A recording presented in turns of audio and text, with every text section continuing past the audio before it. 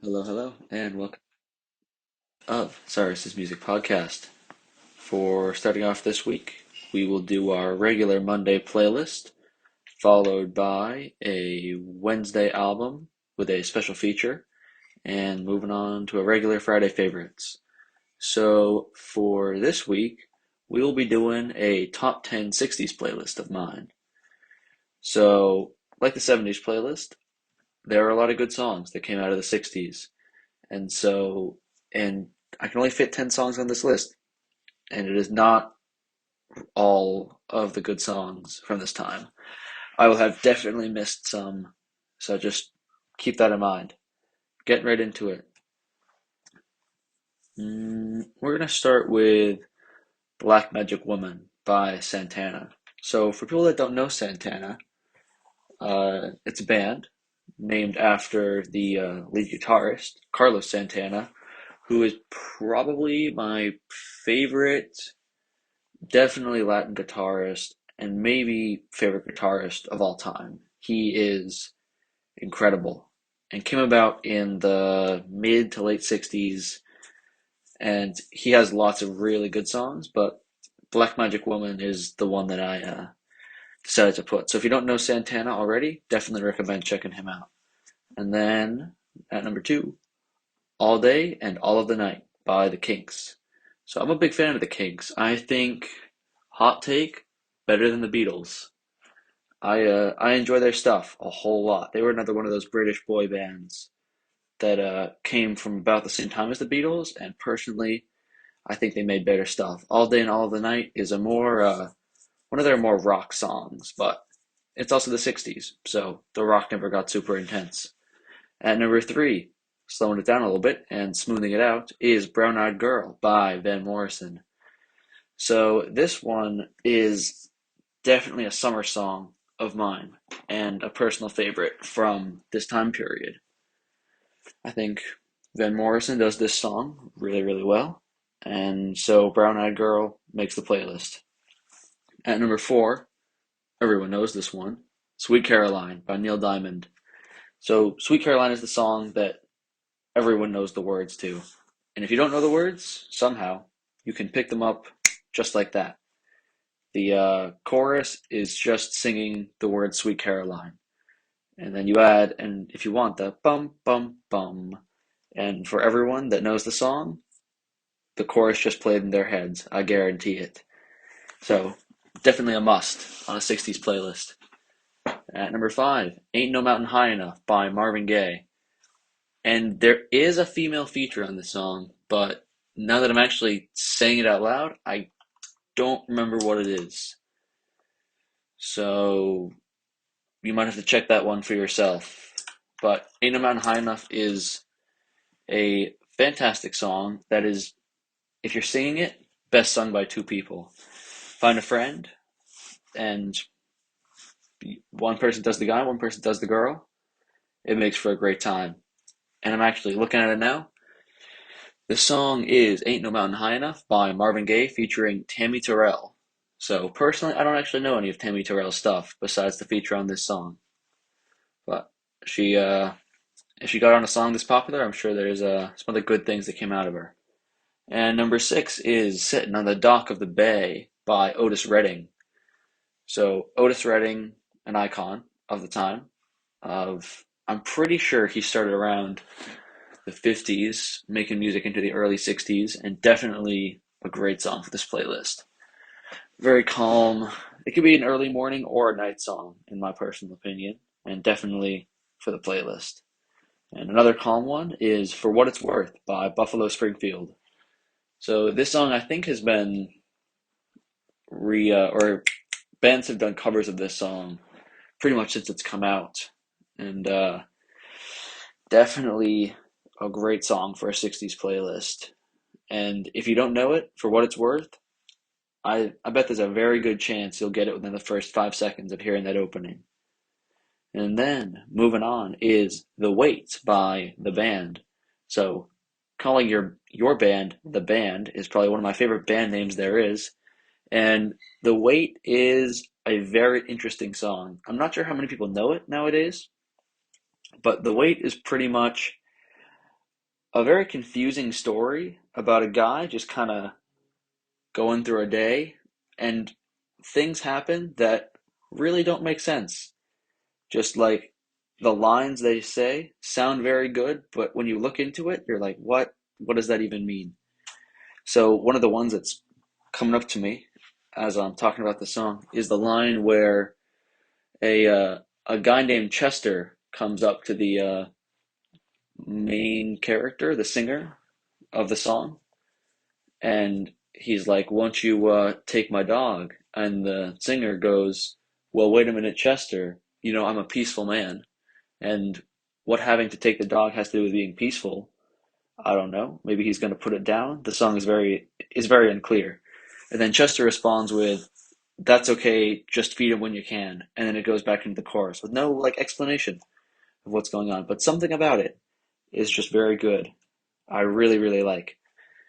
Probably I don't know if it's a top 10 personal song of all time, but probably a top 20 at least. And moving on is Fortune Son by Creedence Clearwater Revival. For those of you that don't recognize the name, you will most certainly recognize it within the first 3 seconds if you've ever watched a movie about the Vietnam War.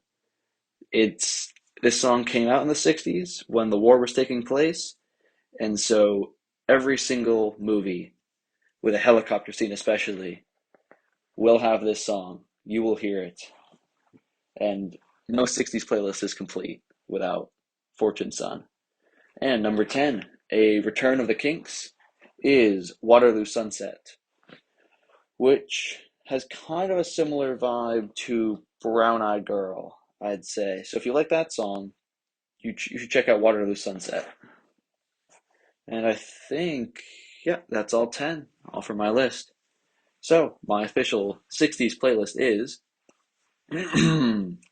Black Magic Woman by Santana, All Day and All of the Night by the Kinks, Brown Eyed Girl by Van Morrison, Sweet Caroline by Neil Diamond, Ain't No Mountain High Enough by Marvin Gaye, with a Tammy Terrell feature, Sitting on the Dock of the Bay by Otis Redding, For What It's Worth by Buffalo Springfield, The Weight by the band, Fortune Son by Creedence Clearwater Revival, and Waterloo Sunset by the Kinks. And welcome back to Cyrus's Music Podcast. Today is Friday the 6th. It is May 6th, and we have a special guest today. Give a hand for Andre Brosman. Woo! Wow. Oh, man. Thank you. You can stop now. All right. Really, you can stop. Yeah, okay. You can, okay. Thank All you. right, thank people you. in the back, thank you. Thank you. I appreciate it. All right, so Andre, thank you for coming on. What are we gonna talk about today? Certified Lover Boy Certified Lover Boy. by That's Drake, right. the man, the greatest rapper right now. Oh, all right. Drake. So if you can't tell, Andre here is a little bit of a Drake fan. I mean, it just seemed it's the right truth. to get him on the newest Drake album, Certified Lover Boy. Exactly. You know. So let's get right into it, Andre. What do you think of the album? Honestly, when I look at the album, when I listen to the album, I listen to it probably more than most people just because of the huge Kanye versus Drake beef. Okay. So I was thinking okay, I am a Drake fan, and if I'm gonna represent my boy, I gotta listen to his album. And when I listened to his album, I'm not gonna lie, it did so much better than Donda, in my opinion. It's just Donda, honestly, I saw this, I read this hot take on the internet that said Kanye doesn't care about his fans. He just does whatever he wants. And honestly, I believe that's true. Because when you listen to Drake, he really cares about his fans. I'm sorry, Drake made the perfect album for this moment. Because he knew what he was getting himself into. So he knew he was going to destroy Kanye, but he wanted to destroy him even more. All right. And when I listen to that album, I'm sorry, but it's just, oh my God. I listened to that album, I was like, damn, he got him real good. All right, some interesting takes from Mr. Brosman here. I'm not sure I necessarily agree with any of what you said at all, but interesting opinions. I think Donda personally was leagues better than Certified Lover Boy, infinitely better. Like Donda, all the way up here, Certified Lover Boy kinda on the ground. They were like it was like one good song on the 20-song album. And Donda had like banger after banger. Sure, some of them were creative liberties, like Donda Chant, obviously not something that I'm gonna be playing on repeat or like running to, but other songs, they have good moments. They have good moments. But we're getting off track here. So Andre, what would you say your favorite song is on Certified Lover Boy? Way Too Sexy, because it reminds me of myself. Okay, Way Too Sexy. In my notes for that one, I said Drake should shut the hell up, and I said most egotistical song ever. So, you have anything to say to that one? You know, I wanted to say this to the question prior to this one. Uh-huh. We can agree to disagree. I just know the truth. Like, I just know the truth. You just know the honestly, truth? I see no point in debating because, like, you know, I hate when when you're right, but you're just too tired to argue. Uh-huh. That's basically me right now. Like, So, you're saying Future just repeating the line, like, way too sexy, doesn't come off as a little... well, actually, it was Future that was repeating that line. That's what I said. I said You Future. said... Oh, I thought you said... Never No, mind. don't My you bad. worry, don't My you worry. apologies to Cyrus. But, so you wouldn't say that Future just repeating, I'm way too sexy? I mean, it's you got one of the greatest duos ever in hip hop rap. So, I mean, Alright. you know, he could say whatever he wants. I mean, I have no problem in repeating like a lyric. If it's boring, I just it's kind of stupid. But if you repeat it, but like generate hype, like the best beats, like you know everything to it, I could rock with it. Like I could rock with it. You know. Okay. I think everyone can agree with me with that. Like if you repeat it, but it's like boring as heck, like the beat, then like it's not good. But in this case, he had like other things backing him up, so I believe that's acceptable. I think we can agree on the concept there, but on the delivery itself, probably not so much. But moving on from Way Too Sexy, are there any songs that you didn't like on this album that you just weren't really feeling? I mean, of course, every rapper. And right now, I'm actually creating an album, so I could relate to this, actually. Yeah. So there is going to be that one song that you make that you don't like. And I think Drake knows that. Like, there's one song, and it's called, jeez. It was like, my apologies, ladies and gentlemen, but I forgot, like, the second word of the song. You can take a second to pull it up. It's an embarrassment to my, I took some notes before getting on the podcast today, and I took some notes on what I thought wasn't really working. So pretty much what I had was the whole album. Like the whole album, it was mid. Really? So it wasn't working too well. It wasn't working. So to answer your question, it's Yeba's Heartbreak. Yep, that's the one I noted especially that I'm gonna be honest. I listened to Certified Lover Boy when it came out, and I recognized all the titles to the songs. The Heartbreak, I completely forgot about. It really was not good. Yeah, I mean, overall, I just feel like that was just kind of there. It's one of those songs that are just there. But everything else, I believe Drake delivered hard. Maybe the album was a little bit too long, but, like, you know, I mean, you got to do it for the people, man. Yeah, like, you got to listen to the fans, and that's what I believe Drake is doing. Yeah, I don't remember the exact number, but it was a 21. I think. It was a 21-song album. Yeah, so definitely a heavy hitter as far as length. But I don't know. When I was listening through it, there were exceptions. Don't get me wrong. There were a couple standouts, but every song just felt like the same thing. Just like a sappy Drake over and over again.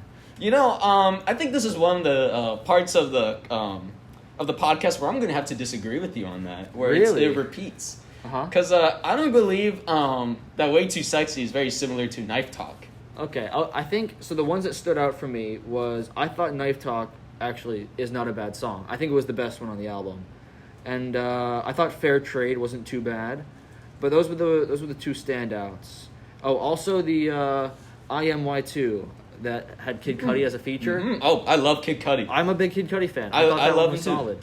But, like, Fountains, Only Live Twice, Erase My Mind, 7 a.m., what else was there? Pipe Down, TSU, they were all just there. They were average songs. They all sounded the same. Gunshots! Pow! Oh.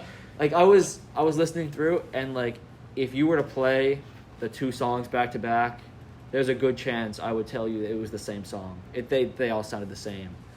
Like the exceptions were Knife Talk, but I mean, and Fair Trade, how but- could I mean?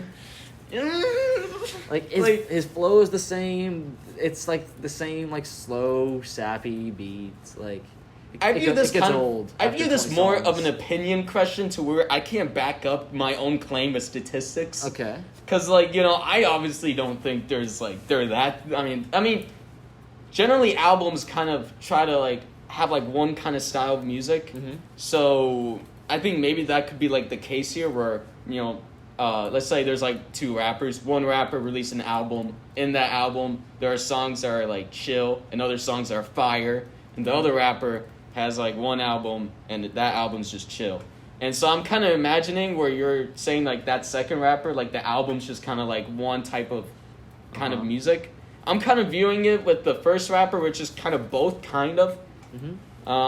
Because Way Too Sexy is kind of a fire song. I mean, it's just Yeah. I think this is just where you can't really compete. But like I said before, I know I'm telling the truth. All right. I only so- speak facts. Yeah, actually, I thought the other one that was solid was what was it called now? It was a long title. Do you know the one Like I'm No talking Friends about? in the Industry. That's what it was. No Friends in the Industry. I thought that one actually wasn't too bad. It's a fire song. You know the one with Pop Star? I think that's Drake and DJ Khaled. Wait, The song Pop Star? is that from Cal? Like, So I would say the other standout for me besides Knife Talk was No Friends in the Industry. yep, that's a fire song. That's a fire song. I didn't mind that one. It was not offensive like some of the other ones were. My ears didn't feel like they were bleeding at all when I was playing that one. I felt like I was hearing music from heaven. I have to say, like, I don't know about you, but like, yeah, it's just I never been so close to heaven. I Yeah? just have to say, All right, I don't know, but No Friends in the Industry. You know the song by DJ Khaled, Pop Star, with the Drake feature on it? Yes, I It do. reminded me a lot of that song. I think that one's not too bad, actually. I think DJ Khaled and Drake's an overhated duo. That DJ Khaled isn't really a musical artist. He's not really a rapper No. because he doesn't rap in his own songs. Not really. He just kind of yells over DJ his music. Khaled. DJ Khaled! We the best music. Yeah. Another one. Like- Yeah, that's his personality. Okay, maybe right we there. do have to count him as a rapper. You're right. I don't know. We'll put him as like a half rapper. He hardly counts. Participation. A participation award. Participation. But right. yeah, I see a kind of style in this podcast that you like to do, and it's you like to ask me questions. Why don't I ask you questions? Ooh, okay. So I was just thinking, what's your beef with Drake, my guy? What's my beef with Drake? Why, when you first listened to him, to even even now, why maybe you're not a huge fan? Why you're not a huge fan? Well, I think honestly, I listened to enough Drake that I would consider myself a Drake fan. My man, that's all I need. I listened to a lot of his old stuff. I thought Scorpion was a very solid album. It's a very good album. Probably my But- favorite album. I don't know. Something about Certified Lover Boy. Maybe it's because I enjoy Kanye more than I enjoy Drake. But It's like Kanye and Drake beef, that might The be thing- what it is. As soon as I saw the album cover released for Certified Lover Boy, It's supposed to be like a troll because he didn't release the album kind of when it was supposed to be. I don't know. The cover, it just something about it just made me upset. Something in the back of my mind was like that cover sucks. It's just bad. And calling your own album and referring to yourself as a certified lover boy, it's like calling yourself an alpha male. It's just not something you should be doing. I think it's just be yourself type of thing. I mean, I think be yourself to a certain extent. But it is yourself. I mean, Drake is a certified lover boy. I don't know, but remember when he shaved a little heart into his hair? It's just kind of goofy. It's just goofy. It's a little bit goofy. You're calling him goofy? I am calling a man who describes himself as a certified lover boy goofy. Just as I would call someone who describes himself as an alpha male goofy. Oh. It's the same kind of thing. Poor K, Cyrus. Poor K. Oh my god. And I'm gonna be honest. I went in. My expectations for Certified Lover Boy were not super high going in, and which left a lot of room for getting my mind changed. But when I got to the song "Girls Want Girls," the You know the line I'm talking about? The line I'm gonna bring up? One of the best lines ever in the music business. To quote Drake right here, this is a man, Drake, by the way. He says, "She said she a lesbian. I said, girl, me too." Did I get that right? Yeah, I think so. Not to analyze the situation too far, but Drake is referring to himself as a lesbian, which it just kind of threw me off. Because he likes girls too. I couldn't take the album seriously after Drake referred to himself as a lesbian. Oh man. Woo, you know, it was something. It's a typical type of critic people like to bring up. But overall, when you like, of course, there's gonna be some negative things about like an album or even about a song. But overall, I think just Drake did not disappoint me. So if I could bring up another question, do you feel like a lot of your opinion about Drake or even maybe Kanye in this instance? Was influenced by the beef they had with each other before both of their albums were released? I think to an extent, yeah. I think it was an influence a little bit. I didn't pick up on the beef until later, to be honest. But what really set me on Team Kanye is back in, it's probably July now. There was a bunch of Drake fans went to Kanye's. I don't know if you heard about this, but went to his childhood old house, yeah, and like they egged his house. Oh, but they hold like Drake fan signs. Yeah, they had they put Drake signs up, and like obviously that's not like representing the whole fan base. But I just it was like I don't know. I would never do that, but one bad apple spoils the bunch. I guess it really turned me off from being Team Drake. But unfortunately, but you just said that doesn't represent them. Like I don't know. Here's the thing: like those guys, I question if they're really Drake fans or they're really only doing that just for like clout on social media. Mm-hmm. The thing is, I don't hate Kanye. I really like Kanye. I just believe that like Kanye's old music was just how he became Kanye. The old Kanye, I mean the new Kanye. It's just he can't live it up. I don't know. I thought his old work is just. Yeah. Phenomenal. Yeah. Okay, like Graduation. Oh my god, probably my favorite album by him. His old work, very good. Honestly, I think his new stuff, it's not as good. His new stuff is not as good as what it used to be, but it is still very solid music. Donda was a very soulful album. It was dedicated to his mother who passed away of cancer, and I think it tugged at the heartstrings a little bit, which Certified Lover Boy certainly did not. Look, here's my I can't it would look really bad if I made an argument to that, obviously.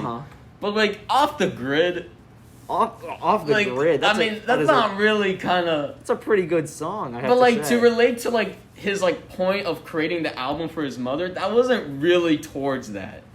Off the grid, I have to agree there.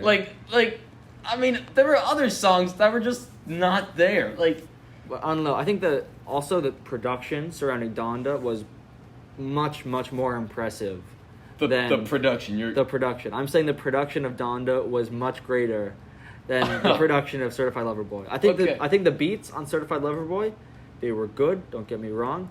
Everything was Donda, good on that. like Moon, it's another level. Drake simply cannot compete with it. And when he was doing his listening parties at the Mercedes-Benz Stadium down in Atlanta, I heard about that. Packing out the stadium. Rebuilding a model of his home inside the stadium, it was kind of insane, honestly. Yeah. Also, you kind of reminded me about commenting on Drake's album cover. What about Kanye's Donda album cover? At least Certified Lover Boy had some artistic picture. Okay. For those listeners who don't know, the cover of Certified Lover Boy is a bunch of copy and pasted pregnant emoji women, and the Donda cover was just straight black. And honestly, I think, in my opinion, that the Donda cover was more creative than the Certified Lover Boy album, because the black is mourning. He is mourning the loss of his mother with an all black album. There is no album that can do justice to Donda West. So you're bringing up the message that the album cover means. There was also a message that the Certified Lover Boy album cover had copy and pasted emoji. Yeah, but women. each one meant the amount of, I believe, months it took to release the album from like the original date. So, if that makes sense. So like 12. There were like I think like 12 emojis, and you can look this up to confirm it. But like the 12 emojis are supposed to represent the amount of months like it took to actually release it, starting from the day he said he was actually gonna release it. Mm-hmm. I don't know. It Is it was. 12? It was in fact 12. But So like 12 months ago when the album was released, 12 months before that was supposed to when he was supposed to release that album. I kind of repeated myself, but whatever. Mm-hmm. I don't know. Just something about the 12 pregnant emoji women. It wasn't doing it for me. I was really not a fan. I don't, just gonna have to agree to disagree, folks. All right, so to wrap up our section of the Certified Lover Boy. This was so fun. That, my opinion, Cyrus's opinion, album was mid. It really was not that good. Knife Talk was an exception. Out No of Friends 10? in the Industry was an exception. Way too sexy? No, not 10 way out of too 10? sexy. Come on. Out of 10, I'd give the album like a 4. Maybe a 3.5. Oh, Like the two songs, the two Hurts me. standouts, they were good. But 2 standout songs does not cover for a 21 song album. And the cover was really just not it. So official review, no more changes, 3 out of 10. Andre, what do you think?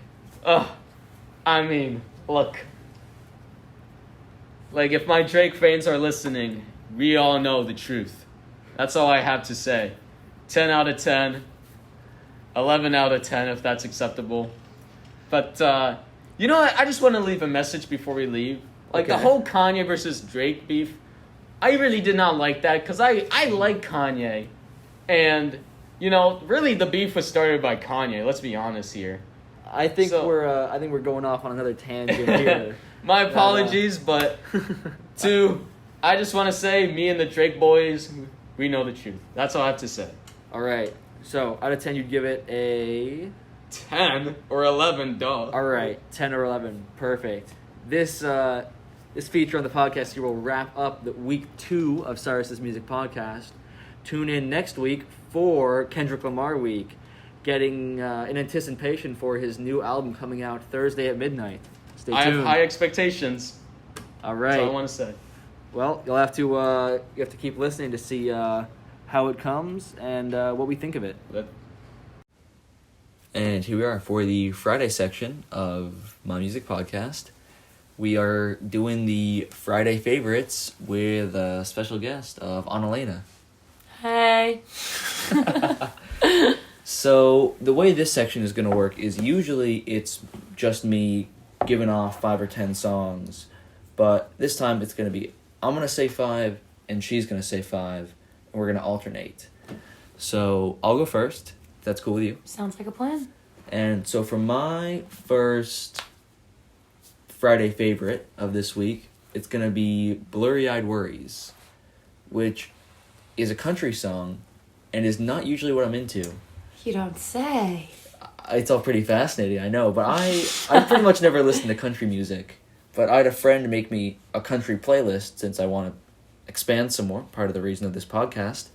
And so I was listening through it, and Blurry-Eyed Worries is one of the songs that really stuck out to me. So that's one of the songs I've had on repeat this week. Why did it stick out to you?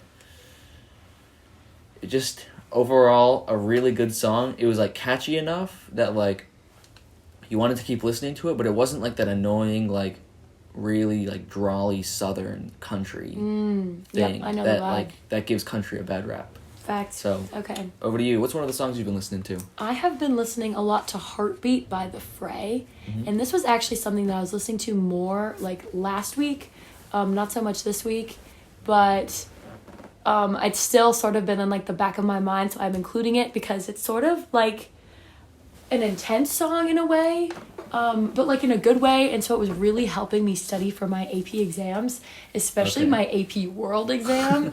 I was listening to the song on repeat for probably about 3 hours when I was cramming. Oh wow. Maybe the night before, and at one point I was I got to the point where I was studying so much that I was like hitting my desk Yep. at the same time because I'd learned the song and I was like bopping my head. So very good song. Oh. Definitely would recommend. What genre would you say this song is? Probably like alternative music, Okay. which is mostly what I'm into. Nice. And you want to repeat the song title? Heartbeat by The Fray. Perfect. Anything else you want to add about the song? Not all Fray music is really sad. Everyone thinks it is, but it's not. Not that I actually know that much of their music, but even so. Okay, your turn. All right, perfect. So my second song is 5Gs with a whole lot of a whole lot of features that I'm not going to list all of them. But if you're looking for it, it's a yellow cover with a guy whose face is in front of a phone and the face is getting sucked into that phone. That sounds very interesting. I actually really like the song, if you couldn't tell, since it's on a Friday Favorites. But it's reggae, and it's reggae from Jamaica. And so what the artists are saying is very, very hard to understand if you really? don't already know the accent. Yeah. It kind of sounds like a lot of nonsense with and you can pick out some words. But if you listen to a lot of reggae, which I kind of do, I can get the accent down pretty much. And so you can just kind of be jamming to it. And then you realize that the 5G song is very anti-5G. And so, you think it's this, cool, yeah, it's this song. I think I've told you about this one already. Yeah, you told me about this song. I didn't put it together until now. So it's this very, This is a funny flowy, song. Yeah, it's actually a very funny song. It's this really good, flowy, head-bopping, reggae song. And then you start listening to the lyrics and you're like, wow, this is just, a 4-minute musical conspiracy theory. No, seriously. I would... Not my song, but, I would say that every person has to listen to this song. Yeah. Because it's just, you listen and you're like, huh. Mm-hmm. Uh-huh. Wow, okay. But, in a good way. It's still a good song. If you're trying to check this song out, I would recommend listening through it. Just kind of close your eyes, feel the music, and enjoy it. And then listen to it again looking at the lyrics. And realize how much less you'll enjoy it. It's a very different figuring experience. out what they say. Did you say that this one was the one that was... No, that was a different one. A different one? Which That one are you was- thinking of? The one that was anti-Semitic? Oh, that's a different one. That is a different song. Never That mind. might be included in a later Friday Favorites because even though it is a little anti-Semitic. I would maybe not include that in a Friday favorite. Okay, that's a good point. I probably shouldn't. It's still a good song. But Should we move on? we should move on. Okay. For those listening at home, I will not be dropping the song title of that one, so you're just going to have to guess for yourself. But yes, moving on to you. What's your second song? My second song is In Your Atmosphere, the live version. I don't know if there's a not live version, but it's by John Mayer. Okay. And I like this song because I take showers in the dark a lot of the time. I think it's very relaxing. Mm-hmm. And I recently made a playlist that's showering at midnight in the dark, and this was the first song on it. And it's very chill. It's just John Mayer, who I don't actually listen to that much anyway. I don't even remember how I found the song. But it's just him and his guitar, and he's hanging out. And what I most like about it is that it's one of those songs that for the first half, it's too, the recording is probably the song itself is 5 minutes, but it's split up into what almost seems like two separate songs, but they go together really well. Mm-hmm. And so it's really cool the way that I think they connect, and also it's just him and his guitar, and since it's a live version, you can hear the audience? yeah, you can hear the audience singing in the background, and but it's not annoying how it is sometimes Yeah, I know what you mean. in live versions. And it's just definitely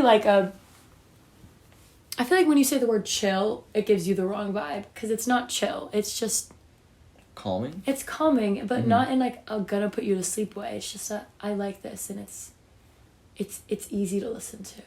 You know? Nice. So yeah, I like it a lot. Do you happen to know where the live version of the song came from? Where John Mayer was performing?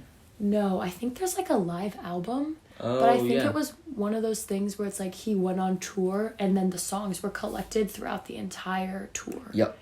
So it may or may not be LA, but that could be also another one. Okay, because that was pretty commonplace Yeah. in John Mayer's time of releasing, the live version of albums. Yeah. I also have a Taylor Swift album like that. Oh, really? I do, yeah. I didn't know people still, like, made music like that. What do you mean? Like, released the live versions of songs. Well, she had, like, a live album. She had, like... Oh, really? Yeah, that was, like, her Speak Now tour. She, like, released it was, like, all the same songs. Yeah. Plus, like, a couple extra that, like, weren't her own. Like, she covered, like, Drops of Jupiter or something once. I don't listen to that album a lot, though. But I do have it downloaded. Huh. As I am, an avid Taylor Swift fan. As not a big Taylor Swift fan, I had no idea, actually. Well, now you know. Now I know. I learned something new about Taylor Swift today. Facts. You want to move on to my third song? Sure, do it. All right. So, for my third song, it is Coffee Run by J.R. Specs. Oh, classic J.R. Specs. So, for those of you that don't know J.R. Specs, he is a guy originally from Maine. I believe he's living in New York now. And he might be pursuing music full time, but That's very baller. you'd have to ask him. But he's still pretty small, unfortunately, not getting nearly as much recognition as he deserves. And for the year of 2022, he is doing a thing where he releases a new song every 1st and 15th of the month. And so Coffee Run was the song that came out May 15th. And one that, because it came out so recently, one that I've kind of had on repeat, which is something I do pretty much every 1st and 15th, actually. Yeah, that's about all I have for my third song. Coffee. Sorry, go ahead. No, I was just going to ask, what kind of music is it? I guess it's more upbeat, almost... Like rap? Yeah, it's rap, almost like indie rap, but I feel like indie is the wrong label for it. That's a new one. Alternative rap? I guess. He's kind of doing his own thing, and it seems like every 1st and 15th of the month, he's experimenting with a new... See, that's so nice. ...kind of thing. I think it's really cool when artists do that. Like, yeah. Like push their boundaries and stuff. Yeah. Good for him. Yeah, I've been really enjoying it. So check out Coffee Run by J.R. Specs and check out all of his music, 1st and 15th. So moving on to your third song? Third song. My third song is the classic Sweet Home Alabama by the wonderful Leonard Skinner, which I just learned is not a person.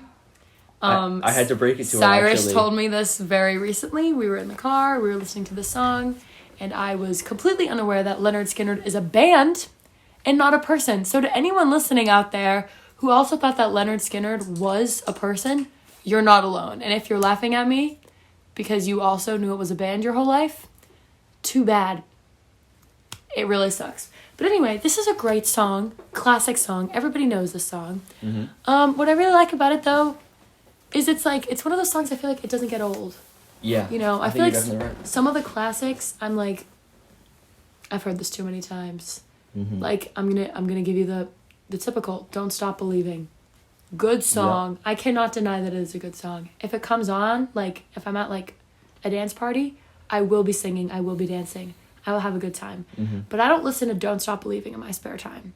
Yeah. Sweet Home Alabama, on the other hand, like, turn it up, roll the windows down. Like, let's go. Mm-hmm. Boom. Yeah. So As soon as you hear that opening guitar, like it kicks in. it's going to be a good 4 The minutes. serotonin, like, boom. Mm-hmm. Sweet Home Alabama, Leonard Skinner. Actually, I do not know that much of their stuff. Yeah. Using Not- the correct not his. using the correct pronouns here. But maybe I should get more into it. I don't know. But yeah, good song. Nice. And I think, for better or for worse, we don't have to talk about that one too much because everyone kind of already knows it. Facts. Everybody. Yep. Oh. It's just my opinions on it. Yeah. Yeah. All right. Yeah. My song now? For sure.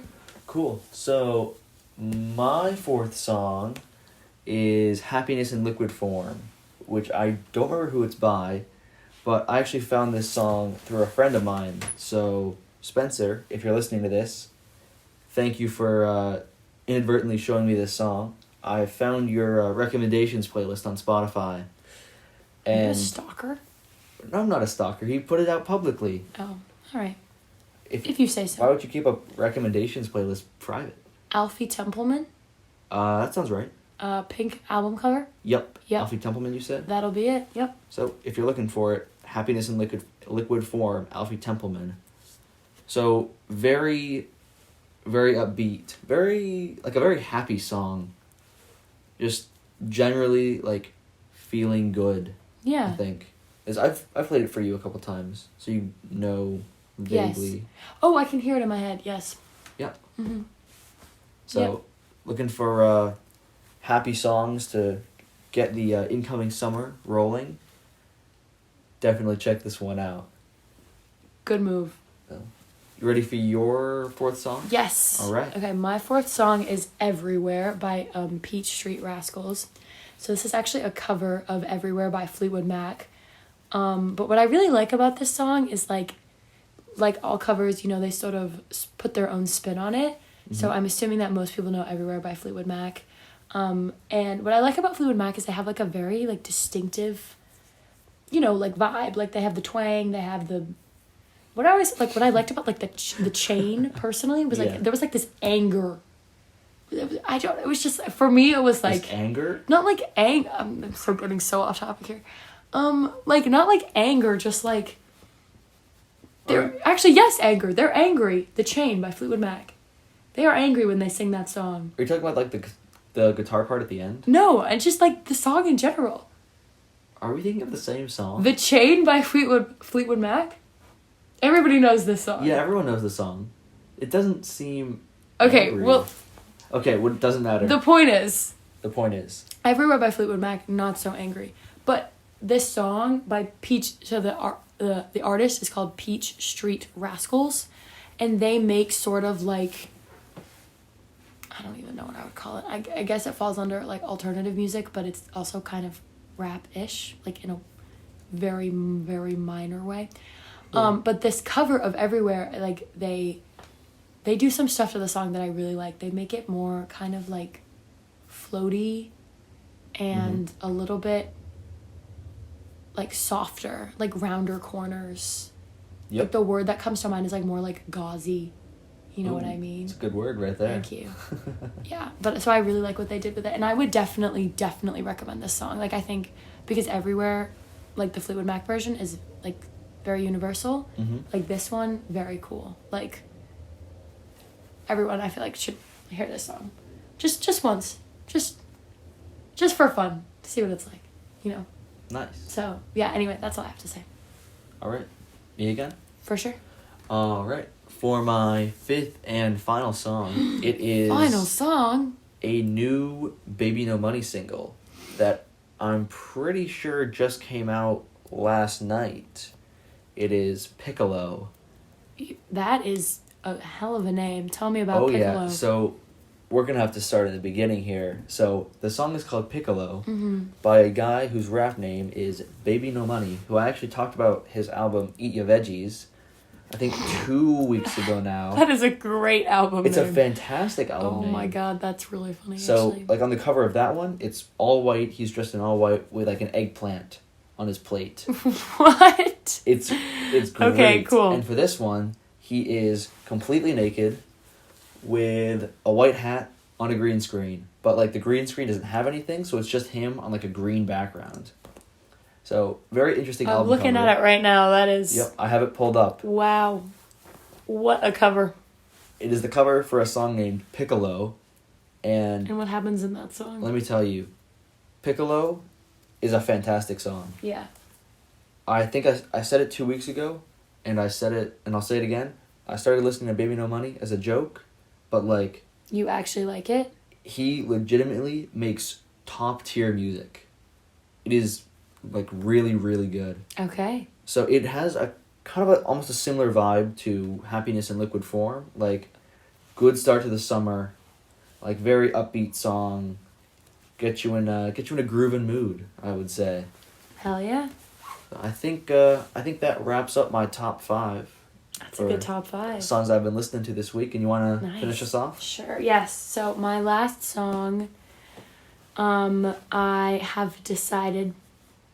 It's by a band or a group. I don't really know if I'd call them a band, called Truesdale, and the song is called Any Day Now. And what so this band, I don't know why I keep calling it a band. It's these 3 women, and they have this really interesting thing where they like intertwine their harmonies like very coolly. So I'm not going to go so far as to call it pop music because that's a little bit embarrassing. Yeah. But it is very like melodic in a pop sort of way. So it's pop music. But like it doesn't sound like something you would play on the radio. You would not play this on the radio. So you're listening to pop music. I don't know if I would call it pop. I'm going to go see what it's labeled under. Okay, well, I can't see it right now. I will find it for you in a second. But anyway, what I like about it is like the way that they sing, pretty much. Like, I know that sounds dumb. Okay. They just called it Americana. Americana? What is Americana? I have no idea. So, any big Americana fans Like, out there? do not know what that is. Pretty much I guess that's what I'm listening to. But I like it because it's one of those songs that feels like sunshine almost. Mm-hmm. And especially, you know, as the weather's been getting warmer, my AP exams are finally done. Very, very happy about that. Incredibly happy, dare I say. So I've been getting to spend more time outside, and it's just like, whereas Sweet Home Alabama is like roll down your windows and sing like super loudly, this is like roll down your windows and like enjoy the sun. Gotcha. You know what I mean? Mm-hmm. And that's what I really like because it's like, by God, I'm so glad that it's spring. Yep. I know the feeling. Yeah. So, yeah, those are my top 5. I think I'm noticing a trend in both of our top 5 this week. What is our trend? Like summer related or like moving into the sun kind of thing. You know why? Because people in Maine are done with winter. Come middle May, we're like, please God, have it be over. It's been below freezing for too long up here. Seriously, like stop the rain, stop the random snow that shows up. Yes. I'm done. I'm ready. We're done with it. Yes. All right. Well, Annalena, thank you so much for coming on. Cyrus, do you think thank you so much for having me. Of course. Do you think we'll hear more of you on the podcast coming up in the future? You know, we may or may not. I would love to do it though. All right. Well, thank you. And that will wrap up this week's music podcast. Stay tuned for next week. We got good stuff coming.